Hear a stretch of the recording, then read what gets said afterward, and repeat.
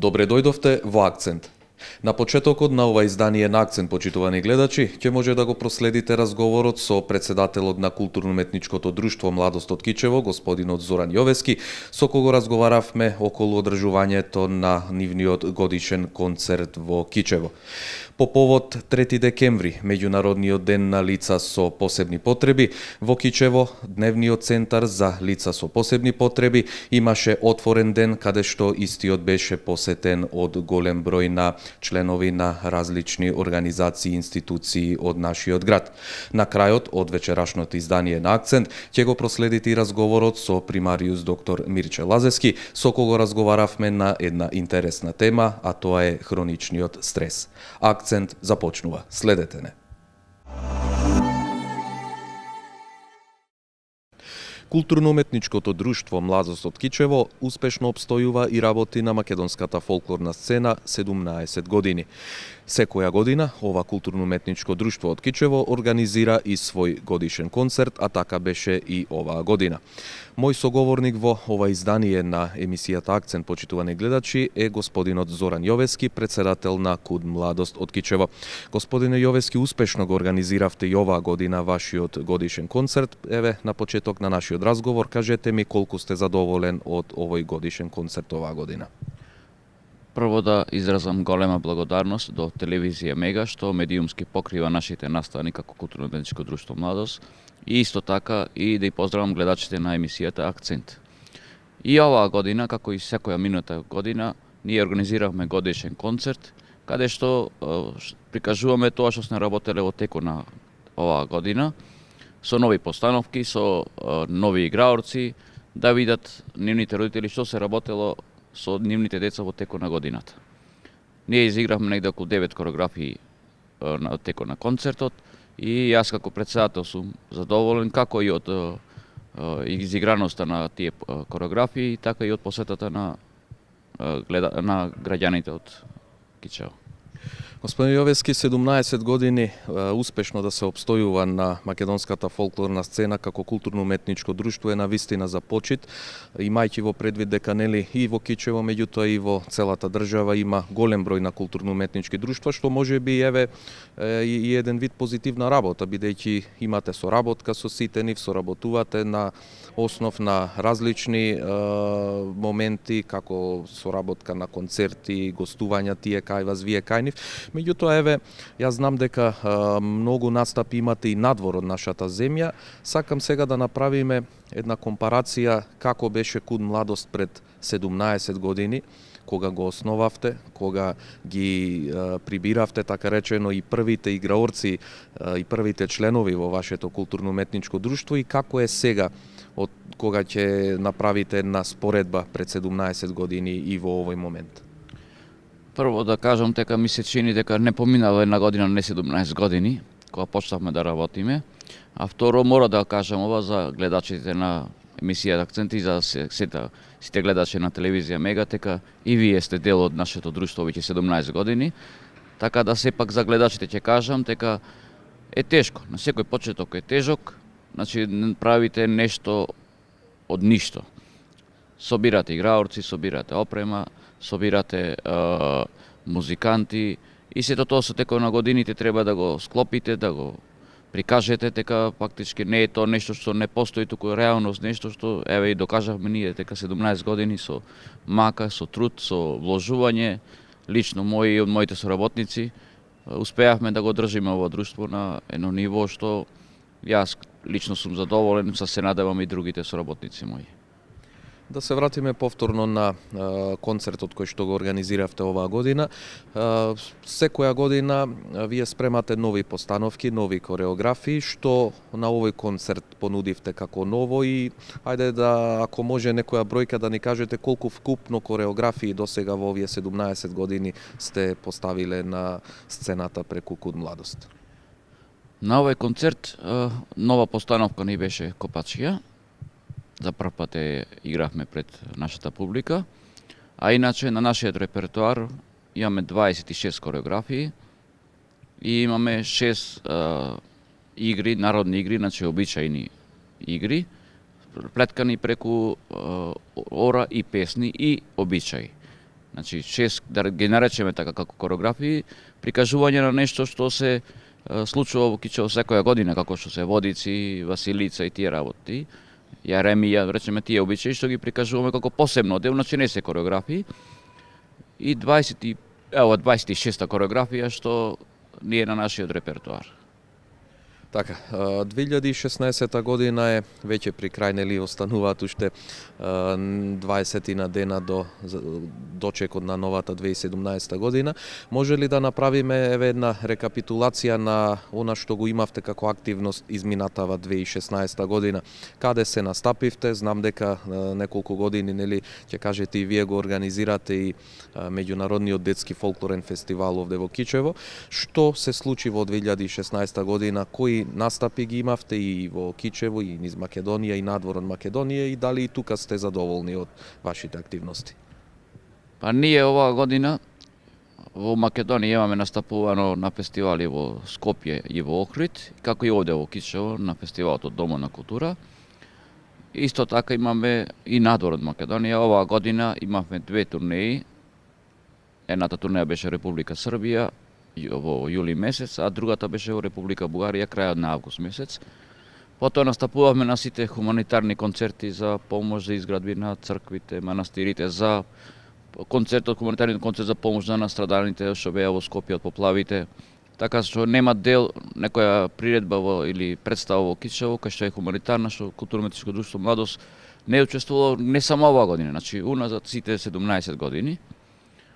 Јас лично сум задоволен, бидејќи и тоа треба да се знае дека ние како друштво сме здружение, значи, на граѓани, не сме финансирани од никого, туку само финансирање од родителите на децата и од самото друштво, значи, што успева да најде некој спонзор и да се реализираат сета ова програма што имаме ние замислено.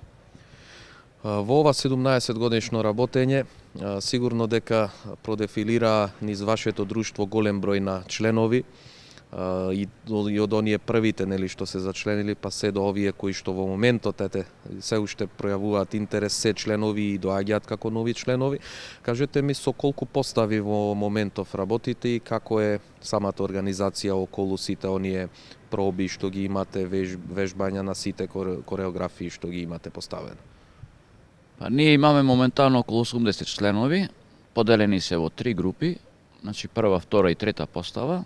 Во првата постава се најстарите членови, значи од средно училиште и нагоре, и завршено што имаат. Втората група ни се од 6 до 9 оделение и најмалата група ни се од 4 години до 9 години, значи дечиња што фактички некои во градинка уште одат, не знаат да бројат, а веќе играат. Исто така имаме ние, мисля заборави да кажа преска, во склоп на друштвото имаме и аматерска театарска група, Маја Топузовска, која што и таа веќе работи скоро 12 години. Не сте многу активни, али тоа што кој има потреба активираме театарски, значи тие глумците што ни се, да прикажеме некоја представа. И покрај ова, исто така, пак ќе се наврата маце на претходното прашање, заборави да го спомнам нашиот меѓународен детски фолклорен фестивал, што го одржуваме секоја година во август месец, од 12 до 16 август, и каде што идат гости од други држави и како и друштвата од Кичево и од Република Македонија. Вајде нешто повеќе и околу тој фестивал, господин Јовевски, кога веќе го споменавме во овој момент. Колку сте задоволни од таа организација на овој фестивал? Имате секоја година гости од различни земји и од Европа и пошироко. Како е да се биде навистина организатор на таква голема манифестација каде што 3-4 дена тука во Кичево, не само концертите, туку и различни други активности имате со тие ваши гости кои што се на овој фестивал? Значи пред, да кажам, 12 години, овде во Кичево немаше никаков фестивал. Ние учествуваме на фестивали во Битола, во Охрид, во Скопје, Прилеп, значи Струмица, Радовиш, сегден из Македонија, единствено само во Кичево немаше фестивал и од таа идеја да направиме нешто и ние за кичевчаните тука, да имаат тие да видат нешто од странска култура, да речеме надворешна култура и од македонската култура во фолклорните друштва во Кичево, решивме како друштво да основаме тој фестивал. Тогаш со помош наравно со општината Кичево како покровител, ние како организатори. Значи 4 дена нова сцена овде кај што се наоѓаме баш се одржува тој на отворено. Учествуваат друштва, значи македонски, и албански, и турски, и ромски, и српски, идат од Бугарија, Република Турција, Полска и пошироко. Организацијата е тешка, ама кога ќе заврши све успешно и добро, значи задоволството е големо. Дека сме го прикажале нашиот град успешно пред гости од други држави. Господин Јовевски, културно-уметничкото друштво Младост од Кичево секогаш им посветува внимание на своите членови, така што редовно на своите концерти им доделувате благодарници, признанија и друг тип на награди или пофалби на самите членови кои што членуваат и работат 5, 10 и повеќе години. Она што беше интересно е кога на 15 годишнината од постоењето, кога прославувавте јубилеј, ги поканивте сите оние стари членови, така во наводници нели кажано, први членови кои што играле и биле дел од КУД Младост и направивте еден навистина интересен концерт токму со нив, со таа прва постава која што во тоа време ги почнуваше оние, можам да речам, детски болести ги прележуваше кога се почнуваше со работа КУД Младост. Дали еве сега со 17 години, веќе уште 2-3 години се наближуваме до уште еден јубилеј 20 години, дали планирате нешто слично да има пред кичевската публика со ваков некој интересен состав кој што ќе го презентирате пред кичевската публика? Па за 15 годишнината на друштвото ги поканив прво тие што игра 99 година во Битола Нелиденски денови да учествуваат, ако сака да бидат дел од таа наша прослава. Сите се значи дојдоа и одигра една кореографија, докажа дека можат да играат, дека не се стари. Ако викаме ние стари, сепак се тие првите пионери на ова друштво и секако нема да ги заборавиме ни за 20 годишнината, бидејќи културно-уметничко друштво Младост не работи со план за 6 месеци или за една година, туку ние работиме со стратешка програма од 3 до 5 години. Значи што влагат во тие 3 до 5 години програма, што може да се реализира нормално со финансиски оддел се зависи, дали гледаме ние 90% да ги реализираме, така и за 20 годишнината планираме да ги повикаме. Сега веќе имаме генерација и после нив, значи ќе биде многу поинтересно, многу потешко, бидејќи ќе треба да се облечат и спремаат повеќе, али сепак првите се први. Тие секој пат ќе бидат повикани и бидејќи дел од, не дел, туку нивните деца веќе членуваат во нашето друштво, играат, тоа е знак дека не се стари и се надева, од срце сакам дека ќе дојдат и ќе изигра на иста сцена со нивните деца. Како што имав јас со мојот син и со мојата ќерка да изиграм на концерт, така посакувам и тие да излезат на иста сцена со нивните деца да изиграат една кореографија, барем да видат како е да се генерацијски да се наследи тоа што беше. Се надевам дека на 20 годишнината ќе биде навистина онака како што вие посакувате и замислувате, но еве на крајот од нашиот разговор да споменеме нешто и околу вашите планови за наредната 2017 година, освен овие нели што ги имате тековни, можам да речам, активности и планови и редовно секоја година што ги организирате, што друго имате во план како активности, настапи во Кичево, во Македонија и надвор од нашата земја? Па, за наредната година имаме планирано концерти да имаме тука, мислам на годишниот концерт. Нормално, покрај годишниот концерт да направиме уште 1 до 2 концерти овде во Кичево, да учествуваме нормално на фестивалите низ Македонија кај што сме и кај што ќе бидеме повикани. Исто така, планираме најмалце да имаме здравје Боже 3 турнеи наредната година. Сакаме во април месец да ги однесеме децата во Турција на денот на детето, во Србија во јули и крајот на август или почеток на септември. Дали ќе биде Бугарија, дали ќе биде малце подалеку, све зависи од финансискиот дел на друштвото. Потоа планираме да го реализираме 13-тиот меѓународен детски фолклорен фестивал Кичево 2013.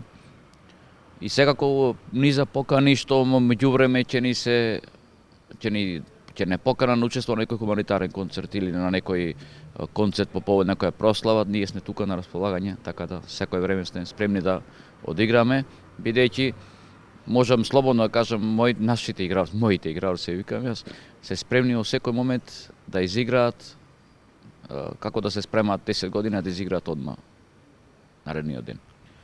Господин Јовевски, навистина е прекрасно да се биде дел од вакво културно-уметничко друштво кое што ги негува македонските традиции и ги пренесува од генерација на генерација. Ви посакувам успешна 2017 година наредна, кога имате планирано навистина голем број на активности и се надевам дека секоја година ќе се гледаме на вакви убави моменти, ќе зборуваме за ваши успеси, за ваши активности и посакувам голем број на членови да бидат дел токму од Куд младост. Јас прво, вака би ги поздравил сите деца во Кичево, дали се во основно, дали се во средно, наместо да одат по кафулиња и по интернети, да се зачленат во кој било друштво во Кичево, значи ние само младост, имаме уште 3 други друштва, да се зачленат, да негуваат македонскиот фолклор, бидејќи историјата останува тоа што е, а историјата се пренесува најмногу преку фолклорот. Исто така би благодарам многу на вашата телевизија што е вака не представува пред македонската јавност и се надевам дека ова соработка понатака ќе продолжи. По повод 3 декември, меѓународниот ден на лицата со посебни потреби, Дневниот центар за деца со посебни потреби од Кичево организираше отворен ден. Центарот го посетија представници од повеќе институции од градот со цел да докажат дека треба да се обрне внимание на оваа категорија на лица не само на овој ден, туку во текот на целата година. Меѓународниот ден на лицата со посебни потреби е посебно акцентиран на потребите и проблемите кои ги имаат и со кои се соочуваат лицата со посебни потреби. Но како што велат многу здруженија, невладини организации, сојузи за лица со хендикеп, не е доволно само еден ден да им се посвети внимание на овие лица и на нивните права за еднаквост со другите. Тоа треба да биде секој ден и да представува дел од човечкото општество. Овие лица најмногу бараат еднаквост, самостојно живење и функционирање во општеството. Како секоја година, така и ова во знак на 3 декември, денот на лица со инвалидитет, организираме отворени денови во склоп на Дневниот центар за деца со посебни потреби, кај што идат разни организации, институции да ги посетат децата и носат хуманитарни помошти. На почеток сакам да им се благодарам на медиумите, Гура, Ускана, ТВ Мега, што секоја година биле при нас, да не посетаат и да се гледа како се работи, како живеат овие деца. Ова денешното што е организирано, изработка на разни сувенири во соработка со Црвениот крст и децата од Дневниот центар. Соработка сме имале со младинскиот локален совет, разни бизнис сектори од градот. На крај сакам да апелирам и до другите институции, другите организации, нарочито на локалните власти, да се посети овој центар секој ден, бидејќи овие деца се и од семејства, ранливи семејства, сиромашни семејства, немаат потреба само за еден ден, имаат потреба секој ден да се помогне во нив. Благодарам. Во Дневниот центар за деца со посебни потреби овде во Кичево по повод 3 декември, меѓународниот ден на лица со посебни потреби, присутни се и членови од Младинскиот совет при општина Кичево. Веднаш до мене господинот Арбен Ристеми, координатор на ова тело на Младинскиот совет при општина Кичево. Господин Ристеми, што е точно поводот и што денеска вие направивте овде во Дневниот центар за деца со посебни потреби во Кичево? Точно така, значи како што спомнавте и вие, дека по повод меѓународниот ден на лицата, поточно на децата со посебни потреби, ние се одлучивме, значи како младински совет, како орган на општината, општина Кичево, да дојдеме тука во посета на дневниот центар на децата со посебни потреби и да им излеземе во пресред, подобро речено, значи преку работните материјали, се одлучивме да им донесеме во одредени, да кажеме, количини на тие работни материјали, се со цел за нели децата кои што се тука во овој центар да се израдуваат, а исто така нели да бидат на некој начин, значи со посветено внимание и заедно да може нели тие да го празнуваат овој, да кажеме, меѓународен ден нели нивен, по повод што и ние сме нели тука дојдени како младински совет. Така, вие, колку што знам, сте присутни на повеќе други одбележувања низ општина Кичево, бевте знами за по еден повод Светски ден на детето во детската градинка Олга Мицевска во Кичево. Ајде да ни кажете, бидејќи еве календарски оваа 2016 година поминува, може ли да ги наброиме сите оние активности кои што ги имавте оваа 2016 година како младински совет и она што го планирате за наредната 2017 година? Точно така, значи навистина беше една, да кажеме, бујна година и за нас, исто така за младинскиот совет. Ние со поддршка нели од самото основање на младинскиот совет, со поддршка и на општината како тело на општина и начело со градоначалникот, но исто така и на советот на општината, ние реализиравме дел на активности, што тука би напоменале, како што спомнавте и вие, некои посети одбележување на меѓународни денови, но исто така значајно е самиот дел, поточно самиот процес за изготвување за прв пат во општина Кичево на локалната младинска стратегија како еден документ службен на општината во кој што нели ќе се регулираат за понатака, да кажеме, младинските прашања. И токму тоа го спомнувам бидејќи тоа беше усвоен, изготвен, процесот беше долг како процес, цела година, значи имаше фази на изготвување на прашалници, спроведување на прашалници, па фокус групи со млади, институции и така натаму, за да на крајот сето тоа нели да се украси, да кажеме, со усвојување на самиот документ од страна на советот на општината, при тоа со поддршка исто така и на мисијата на ОПСЕ во Скопје.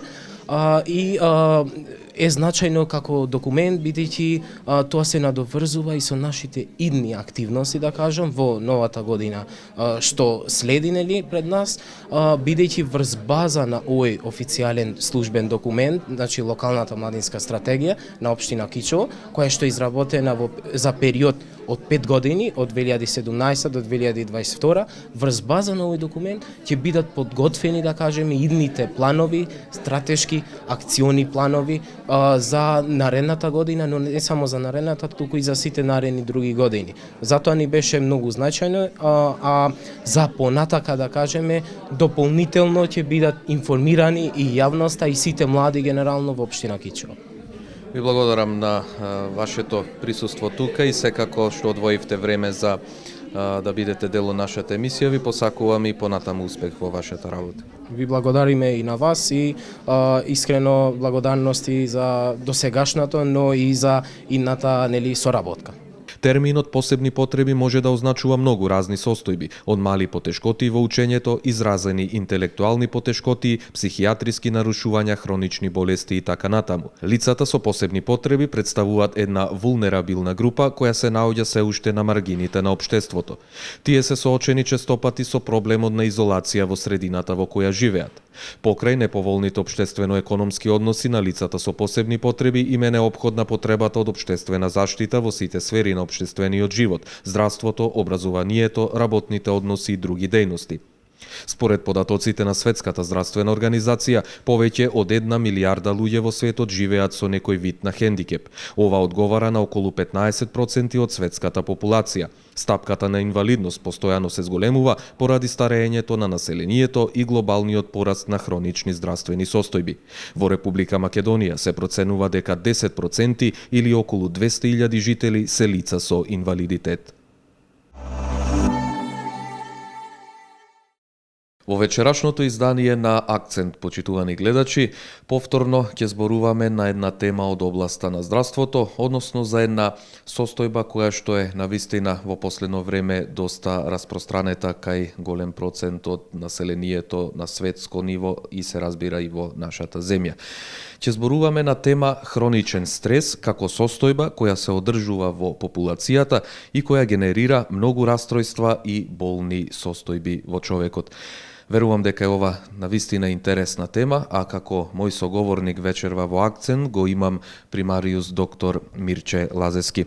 Докторе, можем да кажем, како и на почетокот што потенцирав, дека ова е навистина интересна тема за дискусија, за разговори. Верувам дека сите наши гледачи ќе имаат што да слушнат од вас и на некој начин да им укажеме повеќе превентивно како може да се делува во спречување на оваа состојба во телото на човекот. Меѓутоа, еве да ве прашам, вие како доктор, од кога се занимавате со оваа проблематика, бидејќи знам дека долго време проучувате, имате издадено и повеќе научни дела токму на оваа тема?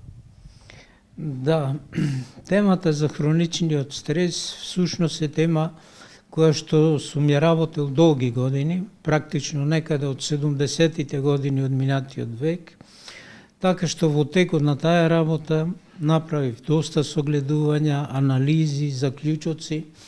Во тој контекст уште во 1986 година напишав еден стручен труд кој го презентирав на еден конгрес во Задар за хроничните масовни незаразни болести, а потоа мојата работа резултираше со мојата прва книга во 1997 со наслов Хроничен стрес и дисфункција во организмот на човекот.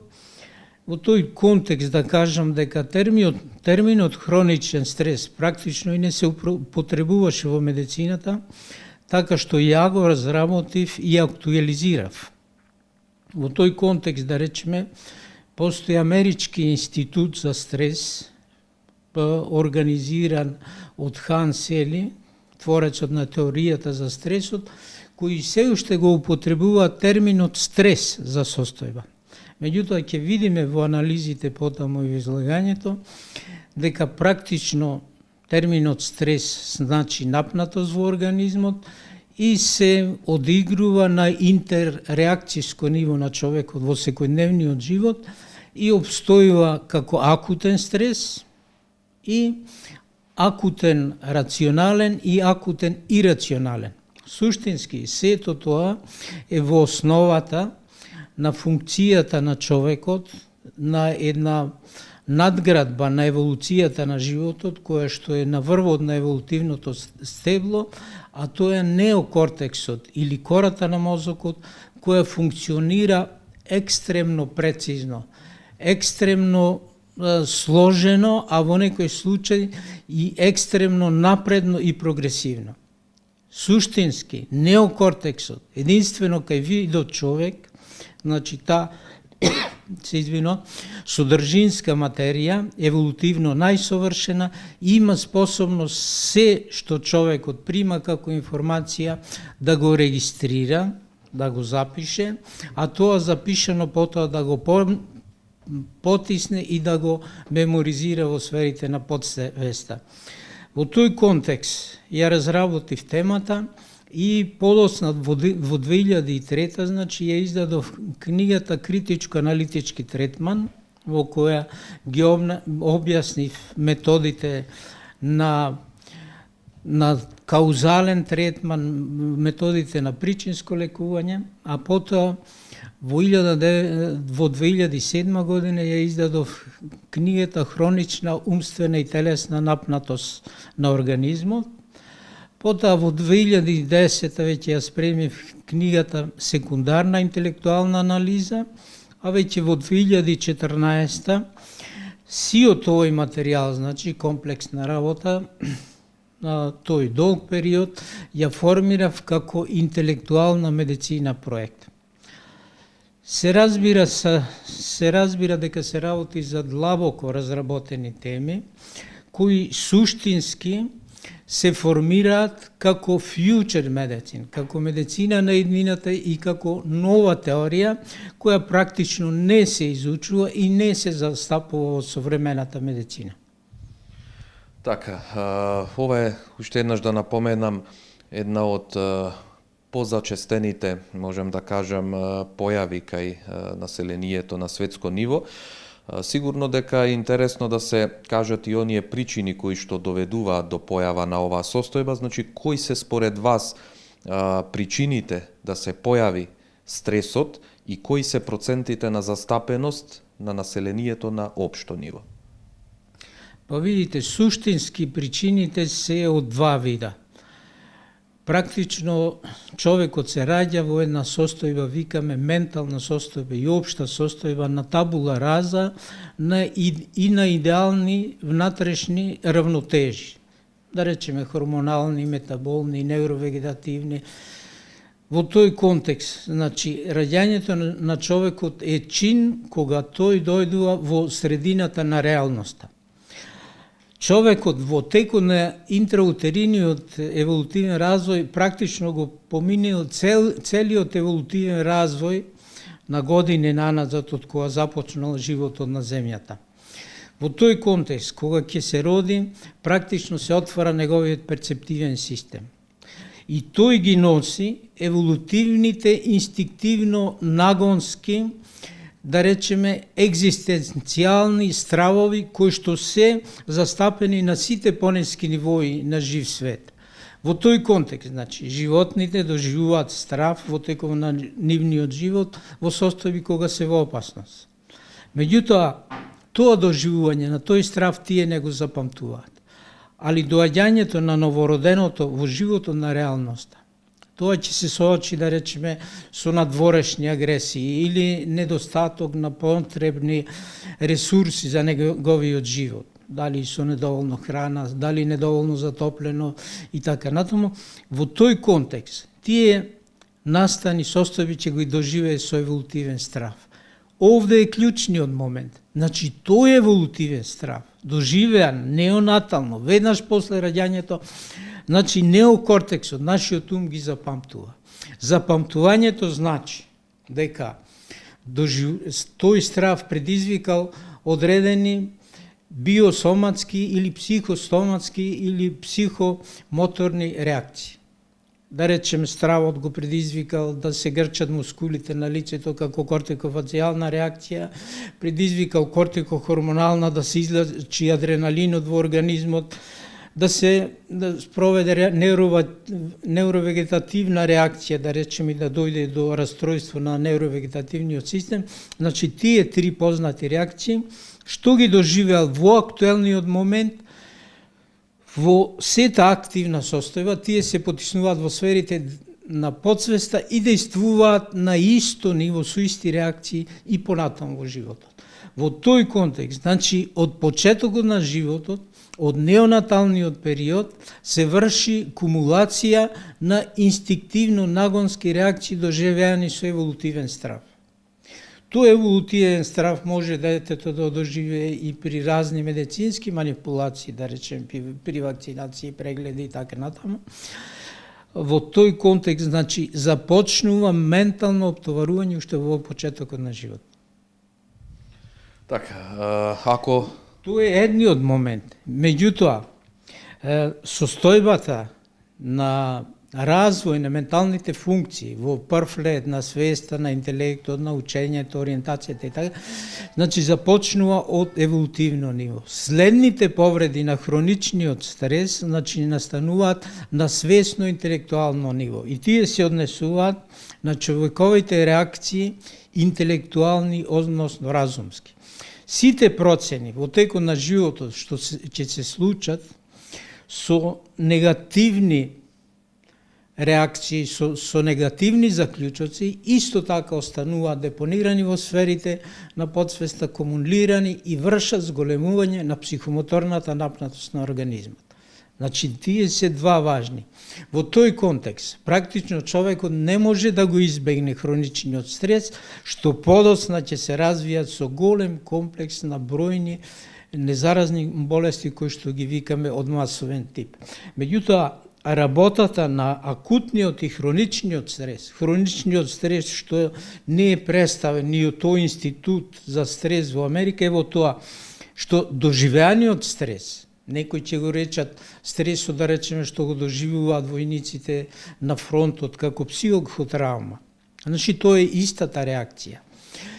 Потиснат во сферите на свеста, тој станува хроничен затоа што ја држи состојбата на стрес со сите психомоторни реакции, да речеме на то кортиковазијално, кортикохормонално, кортиконевровегетативно, во тој контекст и нарушување на сите метаболни функции. Ако ова беа дел, нели, од оние причини кои што може да доведат до појава на стресот кај населението, хајде да проговориме нешто и околу начинот на заштита, односно, може ли да ни кажете кои се пристапите за превенција и третман на современата медицина и кои се пристапите на проектот за интелектуална медицина? Значи, стресот практично е присутен во голем процент и е во основата на современите болести, како што се, да речеме, менталните нарушувања, анксио, депресии, психози, неврози и така натаму, со еволуција, да речеме, од неврози до психози и така натаму, во различити градуси, односно степени. Во тој контекст, значи, оваа состојба е генерално застапена до неверојатно ниво. И со оваа состојба, значи, последиците од хроничниот стрес практично се во основа на сите хронични масовни болести што се предмет на ангажирање, односно предмет на лекување во амбулантите на практичната медицина, примарната, секундарната и така натаму. Значи, практичната медицина функционира и обстојува со ординирање на фарма кои викаме палијативна терапија. Во тој контекст, значи, да ги наброиме како зголемениот крвен притисок, како нервозата, како главоболките, како психосоматските болести, како малигните болести. Сите се во основа на нарушување на системите во организмот. Во тој контекст, човекот со хроничен стрес, значи со намален имунитет, во тој контекст е повеќе подложен на заразување од вирусни и бактериски болести. Пристапот на класичната медицина дека овие состојби, а во тој смисол е едукацијата на човекот дека овие состојби може да се лекуваат, треба да се лекуваат, правилно е да се лекуваат со фармакотерапија, односно ординирање на лекови кои што може да се најдат и кои што се произведени, да речеме, од комплексната, неверојатна силна фармакоиндустрија во светот. Но што се случува? Кои се ефектите од фармакотретманот? Да речеме, крвниот притисок и покрај лекувањето стално останува и понатаму покачен. Нервозата и покрај делувањето на лекови за смирување останува и понатаму да се одржува. Главоболките и понатаму се одржуваат. Психосоматските болести, алергиските болести и така натаму. Сите се од хроничен карактер, каде што практично фармакотерапијата е од формален карактер. Во тој контекст викаме дека сегашниот актуелниот третман е симптоматски, не причински, не е каузален. Во тој контекст, значи, болните се подложени да ги земаат лековите цел живот, но всушност ги трпат тешките последици. Тие стануваат зависни, тие стануваат хемиски интоксицирани и во крајен случај ќе заболат од некоја тешка болест, да речеме, од инфаркти, апоплексии, малигни болести, од која што ќе не можат да го извлечат своето здравје, односно завршуваат предвремено. Мада изгледа морбидно, суштински движењето и патот на модерната медицина на овој начин со симптоматска терапија води до формирање, перспективно формирање, да речеме, на биороботи. Луѓето ќе бидат подложни да стално пијат лекарства, да стално одат на контроли, да бидат подложни на стални хируршки интервенции, затоа што по некој орган ќе попушта, некои симптоми, значи кои што биле функционални, ќе станат органски. Таквиот живот е живот на отуѓени луѓе кои што не се препознаваат себе си, меѓутоа обстојуваат, преживуваат само на основа на такви терапии, али таквиот живот е практично сосема неквалитетен и живот кој што не пружа перспектива. Меѓутоа, од тој аспект, тие и материјално се исцрпуваат, бидејќи нивната работоспособност е намалена и уништена. Но не само тие, се исцрпуваат и фондовите за здравствено осигурување. Перспективно, дури ни буџетите на државите нема да може да ги покријат трошоците за лекување на вакви хронични болни кои што во основата го имаат хроничниот стрес, затоа што ќе морат стално да извојуваат средства и никогаш да добијат резултати, односно луѓе кои што се здрави, кои што се креативни, кои што ќе може, да речеме, да се за себе, а исто така за блиската и за општествената средина корисни. Докторе, живееме во едно време кога навистина и не може човек да не биде во некој период од денот изнервиран, напнат или да не доживее стрес. И тоа може би за тоа допринесува развојот брз на технологијата, променетиот начин на живот, незнаењето што те очекува тековниот ден, а камоли да планираме што утре или задутре, сето тоа кај човекот до некој степен ќе предизвика оптовареност, ќе предизвика ова што ние овде заедно го нарекуваме хроничен стрес. Меѓутоа, што вие како доктор можете да препорачате до нашите гледачи, до сите оние кои што не следат во моментов, на кој начин може да се заштитиме за да нашето тело биде поопуштено, да не секогаш нашите дразби реагираат на начин како што вие сега споменавте, значи на кој начин можеме, најблаго кажано, да го избегнеме тој стрес, да ја избегнеме таа состојба, ако не целосно, барем делумно да го намалиме тој стрес во нашиот организам. Значи, остана последниот дел од прашањето, да речеме делот за интелектуална медицина проектот, суштински целиот овој обработен материјал за хроничниот стрес нуди и каузално причинско решение. Ако ние во теков на животов, на инфантилно ниво и на свесно интелектуално ниво, кога донесуваме негативни одлуки и процени за стојбите, практично кога се плашиме, кога се очајуваме, кога очекуваме, кога се надеваме, целата таа животна класична филозофија е во функција на повредување, односно на создавање на психомоторна напнетост. Значи, рековме, инфантилниот стрес и стресот кај животните не предизвикува состојби на напнатост. Животните затоа што немаат интелект и развиен неокортекс. Значи, ако нашиот ум донесува во теков на животов негативни процени за многу состојби, ние викаме не чини ова, не чини ова, не чини општество, држава, да речеме не чинат предпријатија, фамилии и така натаму. Значи, ние сме преполнети со негативни ставови и тези и мислиме дека тие ставови тези се логични. Значи, тие ставови тези во крајен случај ги донесува нашиот личен ум или интелект. Но со тие ставови настанува психомоторната напнатост.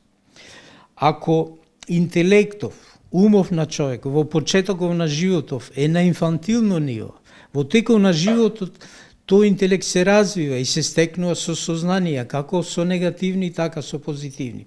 Негативните сознанија, да се плаши од нешто, да биде загрозен од нешто, да смета дека нешто не чини, се во функција на напрегање. Но позитивните ставови, дека чини, дека маса состојби може да ги реши, да речеме, се во функција на негова заштита, на негово еволутивен прогрес. Во тој контекст, значи, ова интелектуална медицина предпочита секундарна интелектуална анализа. Нешто што не е развиено во медицината, нешто што човекот не го развил, но му пружа можност да се ослободи од таа психомоторна напнатост што е стекнал во теков на животот. Пред ден-два имав прилика да разговарам со една жена која што работи на шалтер и која што дојдува со многу клиенти во теков на денот и која што многу клиенти настојуваат на некој начин да ја предизвикаат, да ја критикуваат и така натаму. И вика оди дома, да речеме, во својот дом, тотално исцрпена, да речеме, незадоволна од сето тоа и тие состојби. Како да се справи? А заради тоа и чувствува многу проблеми. Проблеми со дишењето, со желудецот, со ревмата, со тешкоти и со спиењето, нервозно, да речеме, однесување, никаква релаксираност во живот. Што е суштината? И реков дека е суштината да, кога ќе појди дома, да се соочи со самиот себе, односно со се што почувствувала во теков на денов. Проценила дека тие и тие состојби ја, да речеме, на некој начин повредили, психотравматизирале. Но психотравмата не е од средината, од луѓето пред шалтерот. Психотравмата од нејзината процена дека тие тоа што го направиле ја повредиле. Значи, рековме, моментот е во секундарна интелектуална анализа. Но да поставиме спротивен став. Но никој не ја повредил, но ништо не било лошо. Секундарната интелектуална медицина предпочита дека човекот може да се подсети на сите работи што повредили во теков на неговиот живот. Еден војник кој на фронтот се психотравматизирал со сваќање дека неговиот живот е загрозен и дека тој не може да опстане, дека сигурно ќе го загуби така натаму. Тој може во секундарна проекција да ја представи таа ситуација. И кој е спротивниот став? Ама дека не требало да се плаши. Ама дека фронтот бил едно најубаво место на светот. Дали некој војник постапува со таква теза кога оди на фронт? Не е реално, не е логично. Меѓутоа, тоа е менталната заштита на секој од нас. Не е лошо на работното место, не е лошо во општеството. Никогаш не било лошо. Не требало да се плаши човек од земјотреси, од поплави, од војни, од било какви нешта во теков на својот живот. Може ли да се постави таква теза? Значи, тезата на интелектуалната медицина, која што може да се прочита во тие книги, е дека ако човекот во текот на неговиот живот веќе создал психомоторна напнатост, ниеден лек, ниедна фармаколошка, да речеме, индустрија не може да му помогне. Единствено секундарната интелектуална анализа со донесување на спротивни ставови тези. Но мора да се знае. Значи, хроничниот стрес не е состојба која што не може да се докаже. Не е состојба која што е флуид. Таа е психомоторна напнатост. Тоа е состојба како неефективна физичка работа, како човек да работи дење ноќе на одредена нива со копач и мотига. Тоа е огромно енергетско исцрпување. Значи, секундарната анализа, критичка анализа и која следи објективна и психомоторна релаксација се функциите кога се ослободува таа енергија, ангажирана. Во тој контекст, интровертираниот човек да се врати во состојба на екстроверзија, на самопрепознавање. Интровертиран, затворен, тој нема никакви шанси. Тој не само што се исцрпува и повредува, тој значи не се препознава себе си, не се доживува како идентитет и тоа е состојба која што е, така речи, еднаква на маките во пеколот. Докторе, ви благодарам за вашето одвоено време и тоа што прифативте да бидете дел од емисијата Акцент. Јас само едно можам да заклучам од гледна точка на одговора на моето последно прашање, дека треба сите да бидеме позитивни, да размислуваме позитивно и да ги прифаќаме секогаш оние работи такви какви што се, без премногу да наоѓаме мани во истите. Значи, видете, мора да сватиме дека во широка едукација е направено тоа, да луѓето веруваат, дека е потребно да очајуваат, да тагуваат и да се лечат преку рецепти и фармакотерапија. Но таа едукација е тотално погрешна. Мора да сме спремни да прифатиме едукација на критичко-аналитичка филозофија и на објективна и психомоторна релаксација. То не можеме со еден момент, да речеме, со едно интервју. Тоа треба да биде застапена едукација во образовните, во медицинските, на сите обштествени нивоа. Зошто целта е да добиеме отворен, креативен човек, кој што на сите позиции од животот и на флората, и на фауната, на средината ќе биде корисен и ќе дава свој придонес. Во таква смисла, значи може општеството да оди далеко и човештвото и да речем цивилизацијата во перспективи кои што се неограничени. Ви благодарам уште еднаш. Ви благодарам што и овој вторник бевте заедно со Акцент. Се гледаме точно за 7 дена во истото време. Довидување.